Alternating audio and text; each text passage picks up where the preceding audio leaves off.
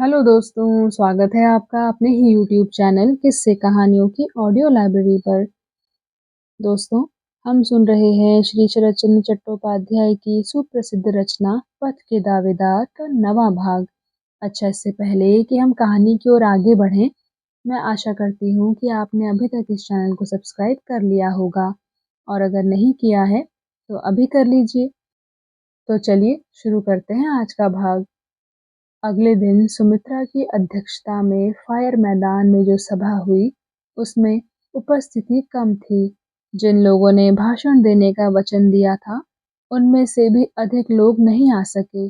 सभा की कार्यवाही देर से आरंभ हुई।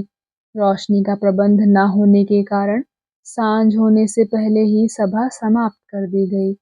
सुमित्रा के भाषण के अतिरिक्त सभा में और कुछ उल्लेखनीय नहीं हुआ, लेकिन इसका अर्थ यह नहीं कि पथ के दावेदारों के इस प्रथम प्रयास को व्यर्थ कह दिया जाए।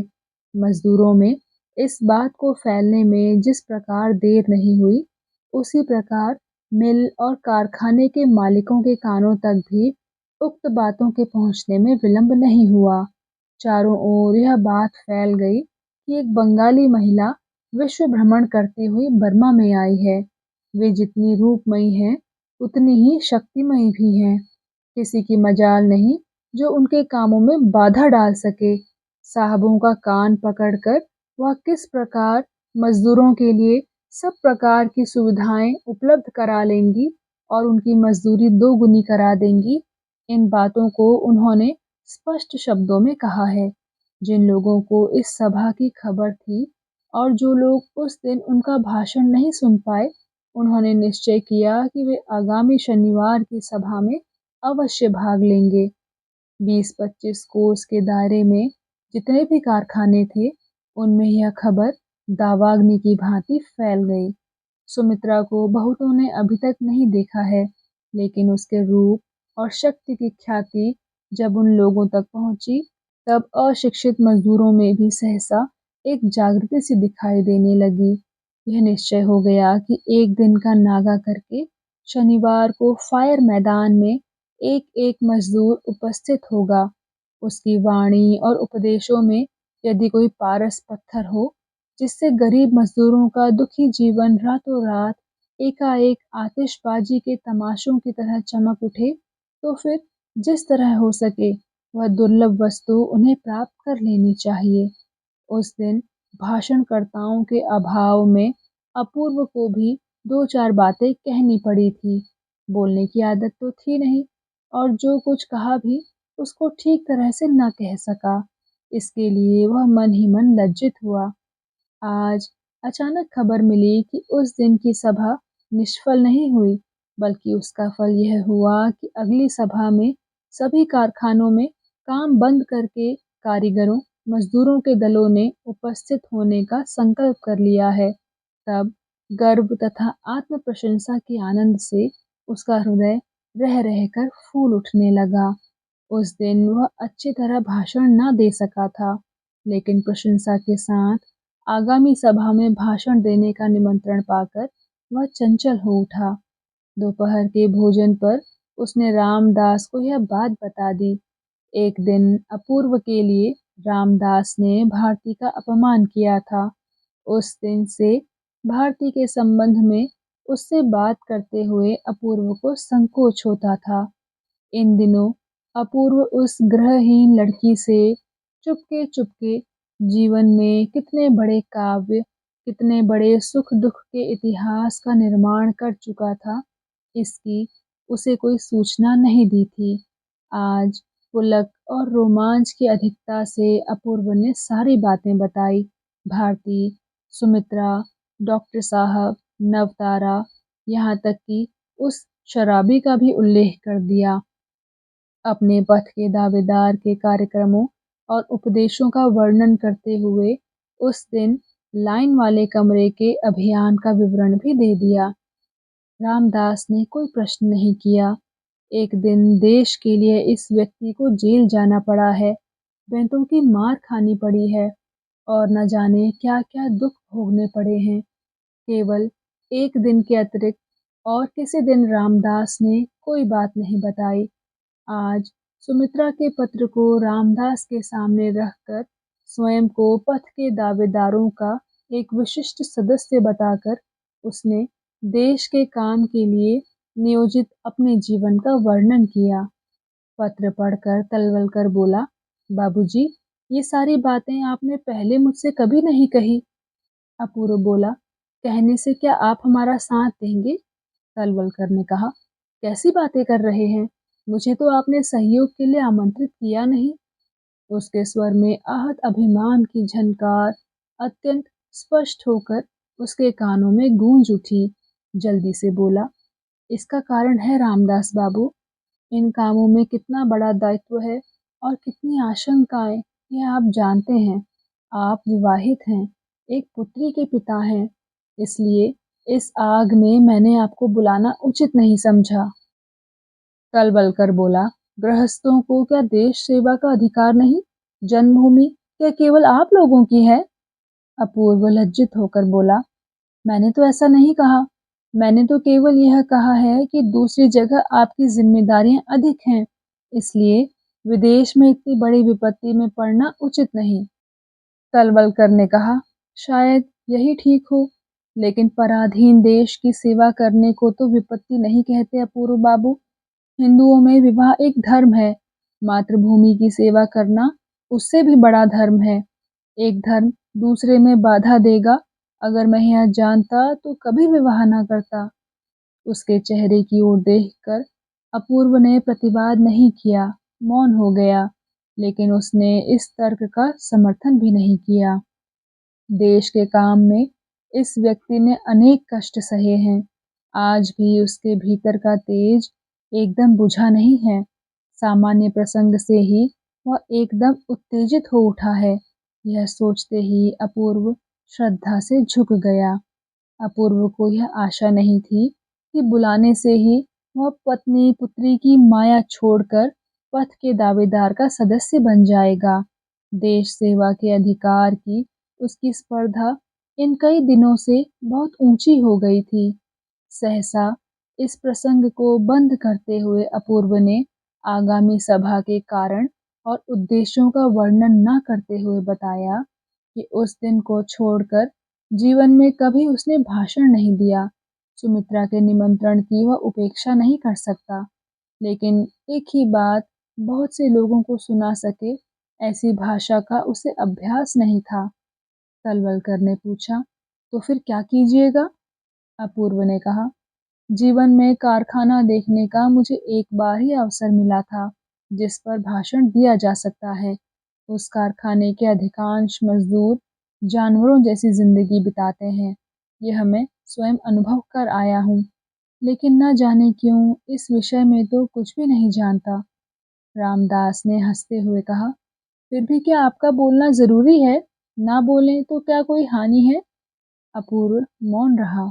रामदास बोला, लेकिन मैं इन लोगों की बातें जानता हूँ। अपूर्व ने पूछा, कैसे जानते हो? तलवलकर बोला, इन लोगों के बीच मैं बहुत दिनों तक रह चुका हूँ अपूर्व बाबू। मेरी नौकरी के प्रमाण पत्रों को देखते ही समझ जाएंगे कि मैं देश के कल कारखानों और कुली मजदूरों के बीच ही जीवन बिताता रहा हूँ। अगर आज्ञा हो तो वह करुण कहानी आपको सुना सकता हूँ। वास्तव में इन लोगों को देखे बिना देश की वास्तविक स्थिति का ज्ञान हो ही नहीं सकता। अपूर्व ने कहा, सुमित्रा भी ठीक यही बात कहती है। तलवलकर बोला, बिना कहे उपाय नहीं है और जानती हैं, इसीलिए तो वे पथ के दावेदारों की अध्यक्षा हैं। बाबूजी, आत्मत्याग का आरंभ यहीं से है। देश की नींव इन्हीं पर आधारित है। उसकी पूरी जानकारी रहने से आपका सारा उद्यम, सारी इच्छाएं मरुभूमि की भांति 2 दिन में सूख जाएंगी। ये बातें अपूर्व के लिए नई नहीं थी, लेकिन रामदास के हृदय से निकलने वाले शब्द उसके हृदय पर गहरा आघात करने लगे। रामदास और ना जाने क्या कहने जा रहा था कि तभी पर्दा हटाकर साहब के प्रवेश करते ही दोनों चकित होकर खड़े हो गए। साहब ने अपूर्व की ओर देखते हुए कहा, मैं जा रहा हूँ, आपकी मेज पर एक पत्र रख आया हूँ, ले लीजिएगा। साहब के जाने के बाद ऑफिस जल्दी ही बंद करके दोनों फायर मैदान की ओर चल दिए। उस ओर गाड़ी नहीं जाती थी, इसलिए कुछ तेज चलना पड़ा। रास्ते में अपूर्व ने कोई बात नहीं कही। उसके जीवन का आज एक विशेष दिन था। वह आशंका और आनंद की उत्तेजना के बीच बहा जा रहा है। कारीगरों और कुली मजदूरों के संबंध में कुछ तो एक पुस्तक से और कुछ रामदास से उसने मसाला इकट्ठा कर लिया था। उन सबको मन ही मन बटोरते सजाते हुए अपूर्व चुपचाप चलने लगा। सन 1763 में बम्बई में किसी स्थान पर पहले पहल रुई का कारखाना खुला था। उसके बाद से उनकी संख्या बढ़ते बढ़ते आज कितनी हो गई है। उस समय कुली मजदूरों की कितनी शोचनीय दशा थी। उन्हें रात दिन मेहनत करनी पड़ती थी। विलायत के मिल मालिकों के साथ भारत के मिल मालिकों का विवाद कब आरंभ हुआ था? कारखाने का कानून किस किस सन में किस तारीख को कौन कौन सी बाधाओं का सामना करते हुए पास हुआ? इस देश में पहले पहल प्रचलित हुआ और इस समय वह कानून परिवर्तित होकर किस स्थिति में है? उस समय और अब विलायत और भारत में मजदूरी की दर क्या है? उन सब की यूनियन बनाने की कल्पना कब और किसने प्रस्तुत की थी और उसका फल क्या हुआ था? उस देश के और इस देश के मजदूरों के बीच भले बुरे व्यवहारों की तुलना करने से क्या पता चलता है और लाभ तथा हानि का परिणाम उसमें कहाँ पर निर्दिष्ट हुआ है? उसने इस प्रकार के जो विवरण इकट्ठे किए हैं वे कहीं छूट ना जाएं, इस भय से उसने स्वयं को सतर्क कर लिया। सुमित्रा की दूरगामी दृष्टि उसे स्पष्ट दिखाई देने लगी और भारती इतने थोड़े से समय में इतना ज्ञान और इतनी जानकारी उसने कैसे प्राप्त कर ली? हर्ष भरे विस्मय से उसका चेहरा चमक उठा और आंखें भीग गई। मैदान में पहुंचकर उन लोगों ने देखा वहां तिल रखने के लिए भी स्थान नहीं है। कितने लोग इकट्ठे हुए हैं कोई सीमा नहीं है। उस दिन जिन लोगों ने अपूर्व को वक्ता के रूप में देखा था, उन लोगों ने उसे रास्ता दे दिया था। जो लोग नहीं पहचानते थे, वे भी उनकी देखा-देखी हट गए। अपार जनसमूह के बीचों बीच मंच बना हुआ था। आज भी डॉक्टर लौटे नहीं थे। उनके अतिरिक्त पथ के दावेदार के सभी सदस्य उपस्थित थे। मित्र को साथ लेकर किसी प्रकार भीड़ को ठेलता हुआ अपूर्व वहां पहुंचा। अच्छे वक्ता से जनता युक्ति और तर्क नहीं चाहती। जो बुरा है वह बुरा क्यों है, इससे उसे कोई सरोकार नहीं होता। उसे बस इतना सुनकर ही संतुष्टि हो जाती है कि जो बुरा है वह कितना बुरा हो सकता है। पंजाबी मिस्री के भयंकर भाषण में यही गुण अधिक मात्रा में था, इसलिए श्रोता अधिक उत्तेजित हो उठे थे। उसी समय हंगामा मच गया। एक कोने में बहुत से लोग एक दूसरे के साथ धक्का मुक्की करते हुए भागने की कोशिश करने लगे। भीड़ को कुचलते रौंदते 20-25 गोरे पुलिस घुड़सवार तेजी से चले आ रहे थे। सभी के एक हाथ में लगाम थी, दूसरे हाथ में चाबुक और कमर में पिस्तौल। जो व्यक्ति भाषण दे रहा था उसकी गरजती आवाज कब थम गई और वह मंच के नीचे भीड़ में धंसकर कहाँ गुम हो गया, कुछ भी समझ में नहीं आया। गोरे घुड़सवारों का नायक मंच के निकट आया, चीख कर बोला, मीटिंग बंद करो। सुमित्रा अभी तक पूरी तरह स्वस्थ नहीं हो पाई थी। उसके दुर्बल उदास चेहरे पर एक पीली छाया डोल गई। उसने जल्दी से उठकर पूछा, क्यों? नायक ने पूछा, आज्ञा है? सुमित्रा ने कहा, किसकी? नायक बोला, सरकार की। सुमित्रा ने पूछा, किस लिए? नायक बोला, हड़ताल करने के लिए मजदूरों को भड़काना मना है। सुमित्रा बोली, मजदूरों को बेकार भड़काकर तमाशा देखने के लिए हमारे पास समय नहीं है। यूरोप आदि देशों की तरह इन लोगों को संगठित होने की आवश्यकता को समझाना ही इस संस्था का उद्देश्य है। साहब चकित होकर बोला, संगठित करना? काम के विरुद्ध? यह तो इस देश के लिए भयानक गैर कानूनी काम होगा। इससे तो निश्चित रूप से शांति भंग हो जाएगी। सुमित्रा बोली, हाँ, हो सकती है। जिस देश में सरकार का अर्थ ही अंग्रेजी उद्योगपति हो और सारे देश के खून को चूसने के लिए जिन्होंने यह भयंकर यंत्र खड़ा किया हो। बात पूरी भी ना हो पाई थी कि गोरे की लाल आंखों से आग बरसने लगी। कड़क कर बोला, फिर ऐसी बातें अगर मुंह से निकाली तो मुझे आपको गिरफ्तार करना पड़ेगा। सुमित्रा उसकी ओर देखकर हंसते हुए बोली, साहब, मैं बीमार और कमजोर हूँ, नहीं तो केवल दूसरी बार ही नहीं, इस बात को तो 100 बार चिल्ला चिल्ला कर इन लोगों को सुना देती, लेकिन आज मुझ में वह ताकत नहीं है। इतना कहकर वह फिर हंस पड़ी। उस बीमार और दुर्बल नारी की सरल शांत हंसी के सामने साहब मन ही मन लज्जित हो उठा। बोला, ऑल राइट, आपको सावधान किए देता हूँ। मुझे मीटिंग बंद करने का आदेश है, भंग करने का नहीं। 10 मिनट में इन सबको शांतिपूर्वक चले जाने को कहिए और फिर कभी ऐसा ना कीजिए। कई दिनों से सुमित्रा ने कुछ खाया नहीं था। सब लोगों के मना करने पर भी बुखार में ही सभा में चली आई थी। उसने अपूर्व से कहा, अपूर्व बाबू, केवल 10 मिनट का समय और है। चिल्ला चिल्ला कर सबको बता दीजिए कि एकजुट होने के सिवा इसका और कोई उपाय नहीं है। कारखाने के लोगों ने आज हम लोगों का जैसा अपमान किया है, अगर तुम अपने आप को इंसान समझते हो तो इसका बदला जरूर लेना। यह कहते कहते उसकी कमजोर आवाज फट सी गई। सभा की अध्यक्षा का ऐसा आदेश सुनकर अपूर्व का चेहरा सूख गया। बेचैनी से सुमित्रा की ओर ताकते हुए बोला, भीड़ को उत्तेजित करना गैर कानूनी नहीं होगा? सुमित्रा विस्मित होकर मधुर स्वर में बोली, पिस्तौल के बल पर सभा को भंग कर देना क्या कानून संगत है? बेकार खून खराबा मैं नहीं चाहती, लेकिन इस बात की आप पूरी शक्ति से घोषणा कर दें कि आज के अपमान को मजदूर बिल्कुल न भूलें।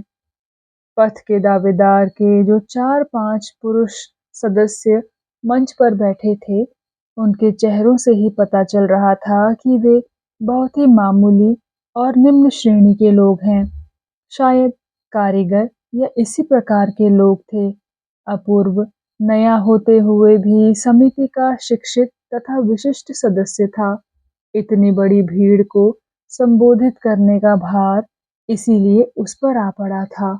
उसने सूखे गले से कहा, मैं तो हिंदी अच्छी तरह नहीं बोल सकता। सुमित्रा बोल नहीं सकती थी। विवश होकर कहने लगी, जो कुछ भी जानते हैं वही 2 शब्दों में कह दीजिए अपूर्व बाबू, समय बर्बाद मत कीजिए। अपूर्व ने सबकी ओर देखा।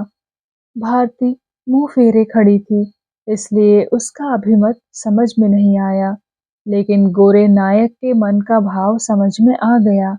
अपूर्व बोलने के लिए उठ खड़ा हुआ। उसके होंठ कांप उठे, लेकिन उन कांपते होंठों से बंगला, अंग्रेजी या हिंदी किसी भी भाषा का एक भी शब्द नहीं निकला। तलवलकर उठ खड़ा हुआ, सुमित्रा की ओर देखकर बोला, मैं बाबूजी का मित्र हूँ और हिंदी जानता हूँ। यदि आज्ञा हो तो मैं वक्तव्य चिल्ला चिल्ला कर सबको सुना दूं। भारती ने मुंह घुमाकर देखा। सुमित्रा आश्चर्य से देखती हुई चुपचाप बैठी रही। उन दोनों नारियों की घूरती आंखों के सामने लज्जित, पराभूत, शब्दहीन अपूर्व स्तब्ध, मुंह नीचा किए जड़वत बैठ गया। रामदास ने ऊंची आवाज में कहा, भाइयों, मुझे बहुत सी बातें कहनी थी, लेकिन इन सब ने बलपूर्वक हम लोगों का मुंह बंद कर दिया है। इतना कहकर उसने पुलिस के घुड़सवारों की ओर संकेत किया।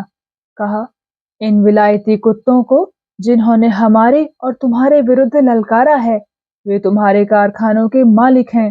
वे नहीं चाहते कि कोई तुम्हें तुम्हारी दुख दुर्दशा के बारे में बताए। तुम उनके कारखाने चलाने और बोझा ढोने वाले जानवर हो, लेकिन तुम भी उन्हीं जैसे मनुष्य हो। उसी प्रकार पेट भर भोजन करने का उसी प्रकार आनंद करने का अधिकार भगवान ने तुम्हें भी दिया है।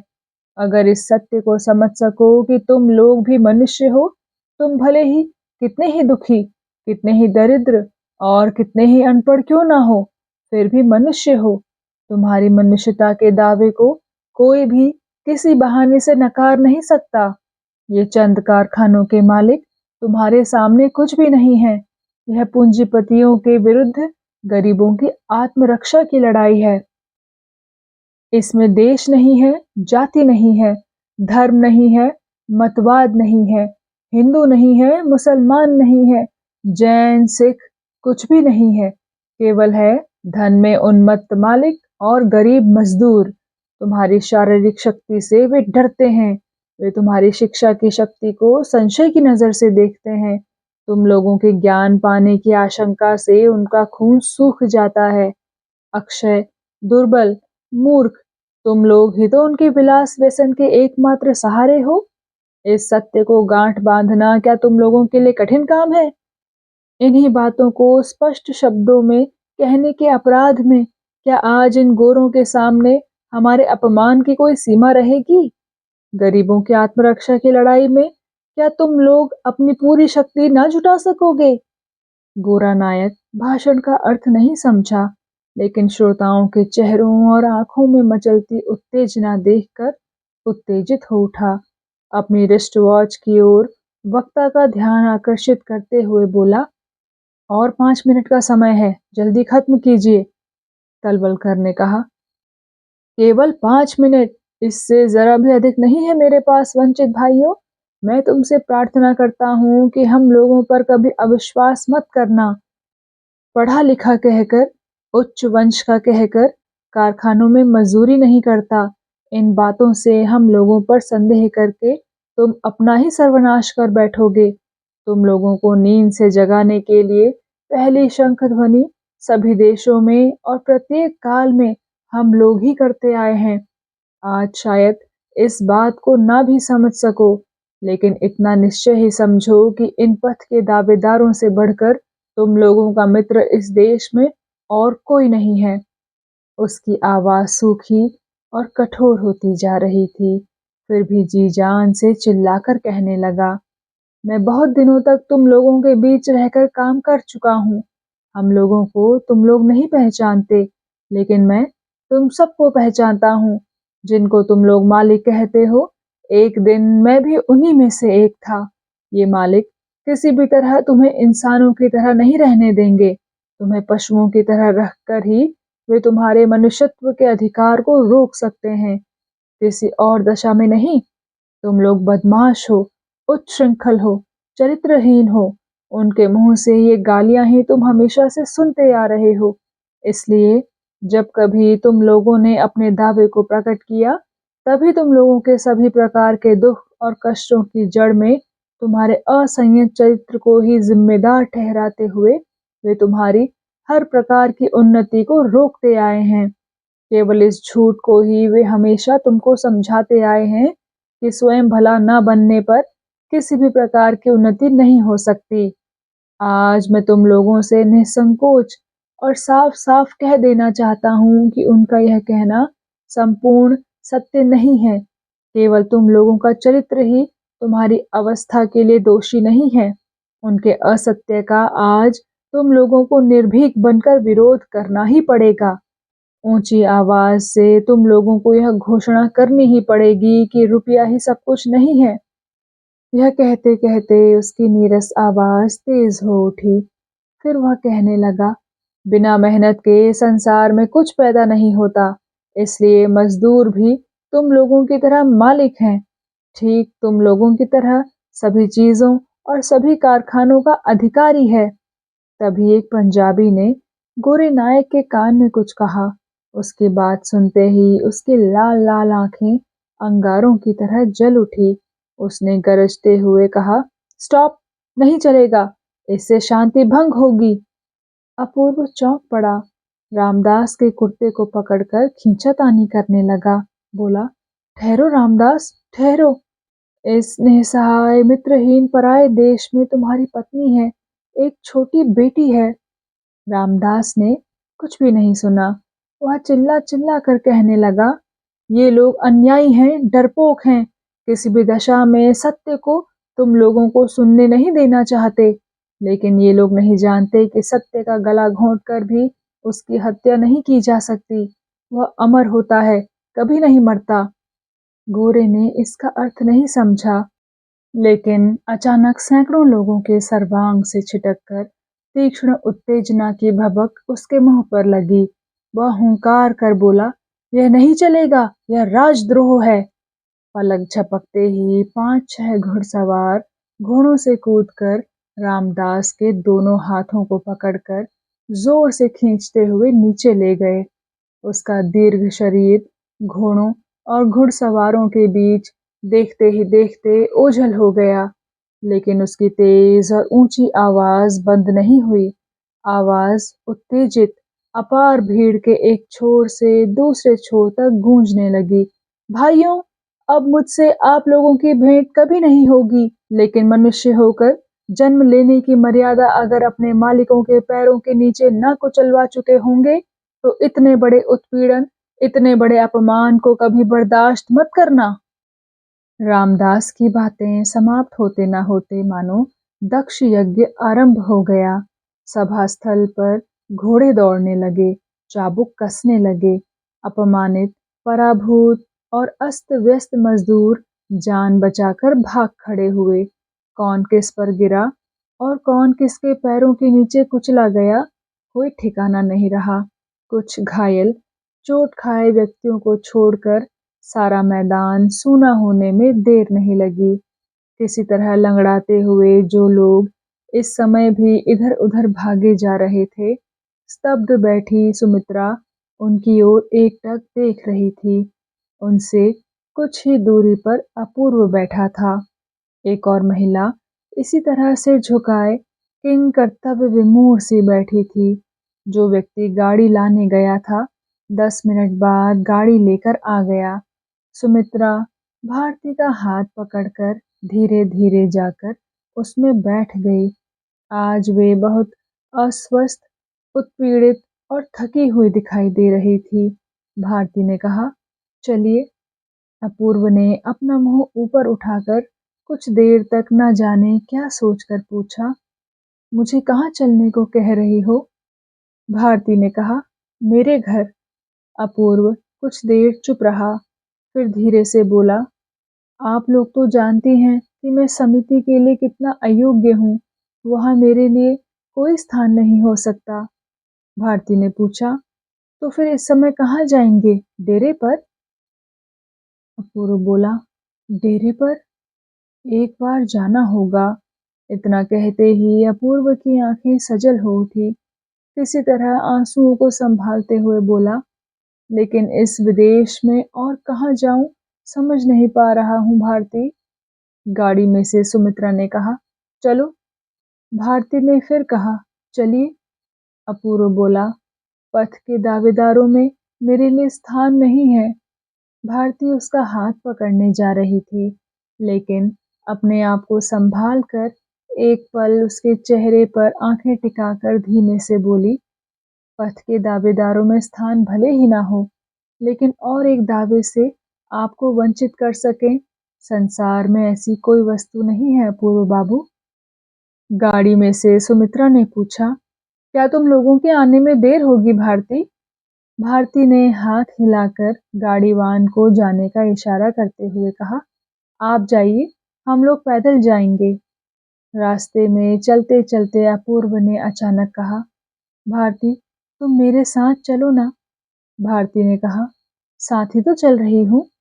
अपूर्व बोला, यह बात नहीं। तलवलकर की पत्नी से जाकर क्या कहूँगा, मेरी समझ में नहीं आ रहा है। रामदास को यहाँ लाने की दुर्बुद्धि क्यों हुई? भारती चुप रही। अपूर्व कहता गया, अचानक कितना बड़ा अनर्थ हो गया। अब अपना कर्तव्य मेरी समझ में नहीं आ रहा। भारती फिर भी मौन रही। कुछ देर बाद बेचैन होकर अपूर्व गरज उठा, मेरा क्या दोष है? बार बार सावधान करने पर भी कोई गले में रस्सी बांध कर झूले तो उसे मैं किस तरह बचाऊंगा?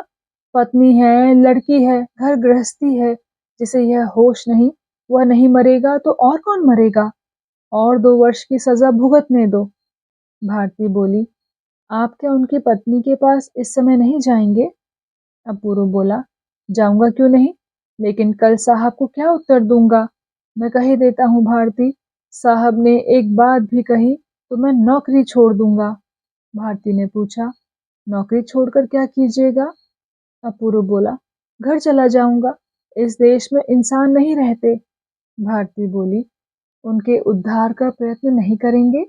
अपूर्व झट बोला, चलो किसी अच्छे बैरिस्टर के पास चलें भारती, मेरे पास 1,000 रुपए हैं, क्या इनसे काम न चलेगा? मेरी घड़ी आदि जो चीजें हैं उन्हें बेचने पर 500-600 रुपए मिल सकते हैं। भारती बोली, लेकिन सबसे पहली आवश्यकता है उनकी पत्नी के पास जाने की। मेरे साथ मत चलिए, यहीं से गाड़ी लेकर स्टेशन चले जाइए। उनको क्या चाहिए, क्या अभाव है, कम से कम पूछने की जरूरत तो है। मैं अकेली चली जाऊंगी, आप चले जाइए। अपूर्व कुछ हिचक कर बोला, मैं अकेला ना जा सकूंगा। भारती बोली, डेरे से तिवारी को साथ ले लेना। अपूर्व बोला, नहीं, तुम मेरे साथ चलो। भारती ने कहा, मुझे जरूरी काम है। अपूर्व बोला, काम रहने दो, मेरे साथ चलो। भारती ने कहा, लेकिन मुझे इस मामले में क्यों डाल रहे हैं अपूर्व बाबू? अपूर्व चुप रहा। भारती हंस पड़ी, कहा, अच्छा चलिए मेरे साथ, पहले अपना काम पूरा कर लूं। रास्ते में अचानक भारती बोली, जिसने आपको नौकरी करने के लिए विदेश में भेजा है उसमें आपको पहचानने की बुद्धि नहीं है, वह चाहे आपकी माँ ही क्यों ना हो। तिवारी देश जा रहा है, कोशिश करके आपको भी उसके साथ भेज दूंगी। अपूर्व मौन रहा। भारती बोली, आपने उत्तर नहीं दिया। अपूर्व बोला, उत्तर देने की आवश्यकता नहीं है, मैं गृहस्थी में ना रहता तो सन्यासी हो जाता। भारती बोली, सन्यासी? लेकिन माँ तो जीवित है। अपूर्व बोला, हाँ, देश के एक छोटे से गांव में हम लोगों का एक छोटा सा मकान है, माँ को वहीं ले जाऊंगा। भारती ने पूछा, उसके बाद? अपूर्व बोला, मेरे पास 2,000 रुपए हैं, उन्हीं से छोटी सी दुकान खोल लूंगा, उसी से हम दोनों का खर्च चल जाएगा। भारती बोली, खर्च तो चल सकता है, लेकिन अचानक इसकी आवश्यकता कैसे आ पड़ी? अपूर्व बोला, आज मैं अपने को पहचान सका हूँ, माँ के अतिरिक्त इस संसार में मेरा कोई मूल्य नहीं है। भारती ने एक पल उसके मुंह की ओर देखकर पूछा, माँ शायद आपको बहुत प्यार करती हैं? अपूर्व बोला, हाँ, हमेशा से माँ का जीवन दुख ही दुख में बीता है। मैं डरता हूँ कहीं ये दुख और ना बढ़ जाए। मेरा आधार माँ है, इसीलिए मैं डरपोक हूँ, सभी की अश्रद्धा का पात्र हूँ। यह कहकर उसके मुंह से लंबी सांस निकल गई। भारती ने कोई उत्तर नहीं दिया। वह अपूर्व का हाथ पकड़े चुपचाप चलती रही। अपूर्व ने चिंतित होकर कहा, रामदास के परिवार का क्या उपाय करोगी? भारती स्वयं कुछ नहीं समझ सकी थी, फिर भी साहस बढ़ाने के लिए बोली, चलिए तो जाकर देखेंगे, कुछ ना कुछ उपाय तो किया ही जाएगा। अपूर्व बोला, तुमको शायद वहां रहना पड़े। भारती बोली, लेकिन मैं तो ईसाई हूँ, उन लोगों के किस काम आऊंगी? भारती की यह बात अपूर्व को चुभी। जब दोनों घर पहुंचे तो शाम ढल चुकी थी। इस रात किस तरह क्या करना होगा, यह सोचकर उन लोगों के भय की सीमा नहीं थी। अंदर कदम रखते ही भारती ने देखा, उस ओर की खिड़की के पास कोई आराम कुर्सी पर लेटा हुआ है। देखते ही भारती पहचान कर उल्लसित स्वर में बोल उठी, डॉक्टर साहब, आप कब आए? सुमित्रा जी से भेंट हुई? डॉक्टर साहब ने कहा, नहीं। अपूर्व ने कहा, आज भयंकर कांड हो गया डॉक्टर साहब, हमारे अकाउंटेंट तलवलकर बाबू को पुलिस पकड़ कर ले गई। भारती बोली, इनसिन में उनका घर है, वहीं उनकी पत्नी है, बेटी है, अभी तक उन्हें समाचार तक नहीं मिला। अपूर्व ने कहा, यह कैसी भयानक विपत्ति आ पड़ी डॉक्टर साहब। डॉक्टर हंसकर बोले, भारती, मैं बहुत ही थका हुआ हूँ, मुझे चाय बनाकर पिला सकती हो बहन? भारती बोली, क्यों नहीं, लेकिन हम लोगों को बाहर जाना है। डॉक्टर ने पूछा, कहाँ? भारती बोली, इनसिन, तलवलकर बाबू के घर। डॉक्टर ने कहा, कोई जरूरत नहीं। अपूर्व ने आश्चर्य से कहा, जरूरत कैसे नहीं डॉक्टर साहब? डॉक्टर हंसकर बोले, लेकिन इसका भार तो मेरे ऊपर है। आप बैठिए, जब तक भारती चाय बनाकर लाए। होटल का ब्राह्मण रसोइया पवित्रता के साथ खाने की कुछ चीज तैयार करके दे जाए। खा पीकर आप आराम कीजिए। अपूर्व बोला, इस रात को तो कष्ट उठाने से तुम बच गई भारती, लेकिन मेरी जिम्मेदारी कैसी ही रात क्यों ना हो, गए बिना पूरी नहीं होगी। भारती ठिठक कर खड़ी हो गई, लेकिन तभी डॉक्टर के मुंह की ओर देखकर वह फिर अपना काम करने के लिए चली गई। डॉक्टर साहब मोमबत्ती जलाकर पत्र लिखने लगे। 10 मिनट तक प्रतीक्षा करके अपूर्व झुंझलाकर उत्कंठित हो उठा। उसने पूछा, क्या यह पत्र बहुत ही आवश्यक है? डॉक्टर ने कहा, हाँ। अपूर्व बोला, उधर की कुछ व्यवस्था हो जाना भी तो कम आवश्यक नहीं है। क्या आप उनके घर किसी को ना भेजिएगा? डॉक्टर ने कहा, इतनी रात को वहां जाने के लिए कोई आदमी नहीं मिलेगा। अपूर्व बोला, तब उसके लिए आप चिंता ना करें, सवेरे मैं खुद ही चला जाऊंगा। आप भारती को मना ना करते तो हम अभी चले जाते। डॉक्टर लिखते लिखते बोले, इसकी आवश्यकता नहीं थी। अपूर्व बोला, आवश्यकता की धारणा मेरी और आपकी एक नहीं है, वह मेरा मित्र है। चाय का सामान लेकर भारती नीचे उतर आई और चाय बनाकर पास बैठ गई। डॉक्टर का पत्र लिखना और चाय पीना दोनों काम साथ साथ चलने लगे। 2-3 मिनट बाद भारती रूठने के अंदाज में बोली, आप हमेशा व्यस्त रहते हैं, 2-4 मिनट आपके पास बैठकर बातचीत कर सकूं, इसके लिए आप मुझे समय ही नहीं देते। डॉक्टर ने चाय के प्याले से मुंह हटाकर हंसते हुए कहा, क्या करूं बहन, इस 2 बजे की ट्रेन से मुझे जाना है। भारती चौंक पड़ी और अपूर्व के मन में अपने मित्र के प्रति संशय और भी बढ़ गया। भारती ने पूछा, एक रात के लिए भी आपको विश्राम नहीं मिलेगा? डॉक्टर बोले, मुझे केवल एक दिन छुट्टी मिलेगी भारती, लेकिन वह दिन आज नहीं है। भारती समझ न सकी, इसलिए उसने पूछा, वह समय कब आएगा? डॉक्टर ने इसका उत्तर नहीं दिया। अपूर्व बोला, समिति का सदस्य ना होते हुए भी रामदास सजा भुगतने जा रहा है, उचित नहीं है यह। डॉक्टर ने कहा, सजा नहीं भी हो सकती है। अपूर्व ने कहा, ना हो तो उसका भाग्य है, लेकिन अगर हो गई तो वह अपराध मेरा होगा। इस संकट में मैं ही उसे लाया था। डॉक्टर केवल मुस्कुरा दिए। अपूर्व बोला, देश के लिए जिसने 2 वर्ष की सजा भोगी है, असंख्य बेंतों के दाग जिसकी पीठ से आज भी नहीं मिटे, इस अवदेश में जिसके बच्चे केवल उसी का मुंह देखकर जी रहे हैं, उसका इतना बड़ा साहस असाधारण है, इसकी तुलना नहीं। डॉक्टर ने कहा, इसमें संदेह क्या है अपूर्व बाबू? पराधीनता की आग जिसके हृदय में रात दिन जल रही है, उसके लिए इसके अतिरिक्त और तो कोई उपाय है नहीं। साहब की फर्म की इतनी बड़ी नौकरी या इनसिन का कोई भी व्यक्ति उसे रोक नहीं सकता। यह उसका एकमात्र पथ है। डॉक्टर की बातों को व्यंग समझकर वह जैसे एकदम पागल हो उठा। बोला, आप उसके महत्व को भले ही अनुभव ना कर सकें, लेकिन साहब की फर्म की नौकरी तलवलकर जैसे मनुष्य को छोटा नहीं बना सकती। जितनी भी इच्छा हो आप मुझ पर व्यंग कीजिए, लेकिन रामदास किसी भी बात में आपसे छोटा नहीं है, यह बात आप निश्चित रूप से जान जाएंगे। डॉक्टर बोले, मैं यह जानता हूँ, मैंने उनको छोटा नहीं कहा। अपूर्व बोला, आपने कहा है, उन पर और मुझ पर आपने व्यंग किया है, लेकिन मैं जानता हूँ, जन्मभूमि उन्हें प्राणों से अधिक प्यारी है। वे निडर हैं, आपकी तरह लुक छिप कर नहीं घूमते। आश्चर्य से भारती बोली, आप किसको क्या कह रहे हैं अपूर्व बाबू? आप पागल तो नहीं हो गए? अपूर्व ने कहा, नहीं, पागल नहीं हूँ, ये जो भी क्यों ना हो, लेकिन रामदास तलवलकर की पद धूलि के बराबर नहीं है। यह बात मैं स्पष्ट शब्दों में कह सकता हूँ। उसके तेज, उसकी निर्भीकता से ये मन ही मन ईर्ष्या करते हैं, इसलिए तुम्हें जाने नहीं दिया और मुझे भी चतुराई से रोक दिया। भारती उठकर बोली, मैं आपका अपमान नहीं कर सकती, लेकिन आप यहाँ से चले जाइए अपूर्व बाबू।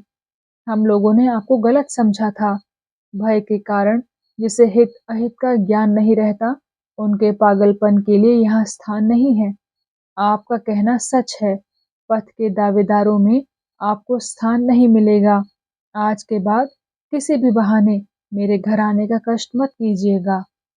अपूर्व निरुत्तर होकर उठ खड़ा हुआ, लेकिन डॉक्टर ने उसका हाथ पकड़कर कहा, जरा बैठिए अपूर्व बाबू, इस अंधेरे में मत जाइए। मैं स्टेशन जाते हुए आपको डेरे पर पहुंचाता जाऊंगा। अपूर्व की चेतना लौट रही थी। वह सिर झुकाकर बैठ गया। चाय पीने के बाद जो बिस्कुट बचे थे, उनको डॉक्टर साहब जेब में डाल रहे हैं। यह देखकर भारती ने पूछा, यह आप क्या कर रहे हैं? डॉक्टर साहब बोले, खुराक जुटाकर रख रहा हूँ बहन। भारती बोली, क्या सचमुच ही आज रात को चले जाइएगा? डॉक्टर ने कहा, तो क्या मैंने अपूर्व बाबू को बेकार ही रोका है? सभी एक साथ मिलकर अविश्वास करेंगे तो मैं कैसे जीऊंगा भारती? यह कहकर उन्होंने बनावटी क्रोध दिखाया। भारती ने अभिमान के साथ कहा, नहीं, आज आपका जाना नहीं होगा। आप बहुत थक गए हैं। इसके अतिरिक्त सुमित्रा दीदी अस्वस्थ हैं। आप तो बार बार ही ना मालूम कहाँ चले जाते हैं। मैं आपकी एक बात नहीं सुन सकती। पथ के दावेदार को मैं अकेली कैसे चलाऊं? इस दशा में मेरी जहाँ तबीयत होगी चली जाऊंगी। लिखे हुए पत्र उसके हाथ में देते हुए डॉक्टर ने हंसकर कहा, इनमें एक तुम्हारे लिए है, एक सुमित्रा के लिए और तीसरा तुम दोनों के पथ के लिए है। मेरा उपदेश कहो, आदेश कहो, सब कुछ यही है। भारती बोली, इस बार क्या आप बहुत दिनों के लिए जा रहे हैं? देवा न जानंती कहकर वे मुस्कुरा दिए। भारती बोली, हम लोगों की कठिनाई बढ़ गई है, इसीलिए ठीक ठीक बता जाइएगा कि आप कब लौटेंगे। डॉक्टर बोले, यही तो कहता हूँ, देवा न जानंती। भारती बोली, नहीं, ऐसा नहीं होगा। सच सच बताइए कब लौटिएगा। डॉक्टर ने पूछा, इतना आग्रह क्यों है? भारती बोली, इस बार ना मालूम क्यों डर लग रहा है, सब कुछ मानो टूट फूट कर छिन्न भिन्न हो जाएगा। उसके सिर पर हाथ रखकर डॉक्टर बोले, ऐसा नहीं होगा, सब ठीक होगा। यह कहकर वे हंस पड़े, बोले, लेकिन इस व्यक्ति के साथ इस प्रकार झूठ मूठ झगड़ा करने पर सचमुच ही रोना पड़ेगा। अपूर्व बाबू क्रोध अवश्य करते हैं, लेकिन जो प्यार करते हैं उसे प्यार करना भी जानते हैं। भारती कुछ उत्तर देने जा रही थी, लेकिन अचानक अपूर्व के मुंह उठाते ही उसकी ओर देखकर चुप हो गई। उसी समय दरवाजे के पास एक घोड़ा गाड़ी रुकी और जल्दी ही दो आदमियों ने प्रवेश किया। एक ऊपर से नीचे तक अंग्रेजी पोशाक में था, जिसे डॉक्टर के अतिरिक्त और कोई नहीं जानता था। दूसरा था रामदास तलवलकर। अपूर्व का चेहरा चमक उठा। रामदास ने आगे बढ़कर डॉक्टर के चरणों की धूल माथे पर चढ़ाई। अंग्रेजी ड्रेस वाला व्यक्ति बोला, जमानत में इतनी देर हो गई, शायद गवर्नमेंट मुकदमा नहीं चलाएगी। डॉक्टर बोले, इसका अर्थ यह है कि तुम गवर्नमेंट को नहीं पहचानते। रामदास ने कहा, मैदान से आने तक आपको साथ साथ देखा था, लेकिन फिर कब अंतर्धान हो गए पता नहीं चला। डॉक्टर ने हंसकर कहा, अंतर्धान होना जरूरी हो गया था रामदास बाबू, यहाँ तक कि रातों रात यहाँ से भी अंतर्धान होना पड़ेगा। रामदास बोला, उस दिन स्टेशन पर मैंने आपको पहचान लिया था। डॉक्टर बोले, जानता हूँ, लेकिन सीधे घर न जाकर इतनी रात गए यहाँ क्यों? रामदास ने कहा, आपको प्रणाम करने के लिए। मेरे पूना सेंट्रल जेल में जाने के बाद ही आप चले गए थे। तब अवसर नहीं मिला। नीलकांत जोशी का क्या हुआ जानते हैं? वह तो आपके साथ ही था। डॉक्टर बोले, बैरक की चारदीवारी लांघ नहीं पाए, पकड़े गए और फांसी हो गई। अपूर्व ने पूछा, उस दशा में क्या आपको भी फांसी हो जाती? डॉक्टर हंस पड़े। उस हंसी को सुनकर अपूर्व सिहर उठा। रामदास ने पूछा, इसके बाद? डॉक्टर बोले, एक बार सिंगापुर में ही मुझे 3 वर्ष तक नजरबंद रहना पड़ा था। अधिकारी मुझे पहचानते थे, इसीलिए सीधा रास्ता छोड़कर बैंकॉक के रास्ते पहाड़ लांघकर मेवात पहुंच गया। भाग्य अच्छा था, एक हाथी का बच्चा भाग्य से मुझे मिल गया। हाथी के उस बच्चे को बेचकर एक जहाज में नारियल के चालान के साथ अपना चालान कराकर मैं अराकान पहुंच गया। अचानक थाने में एक परम मित्र के साथ आमना सामना हो गया। उनका नाम है B.A. चेलिया। मुझे बहुत प्यार करते हैं। बहुत दिनों से दर्शन न होने पर मुझे खोजते हुए सिंगापुर से बर्मा आ गए। भीड़ में अच्छी तरह नजर नहीं रख सके, नहीं तो पैतृक गले का यह कहकर हंस पड़े, लेकिन सहसा अपूर्व के चेहरे पर नजर पड़ते ही चौंक कर बोले, यह क्या अपूर्व बाबू, आपको क्या हो गया? अपूर्व स्वयं को संभालने का प्रयत्न कर रहा था। उनकी बात पूरी होते ना होते दोनों हाथों से मुंह ढककर तेजी से दौड़ता हुआ कमरे से निकल गया। तो दोस्तों, कैसा लगा आपको आज का भाग? कृपया कमेंट सेक्शन में आकर ज़रूर बताइएगा। मैं मिलूंगी आपसे इस कहानी के अगले भाग के साथ। तब तक के लिए धन्यवाद।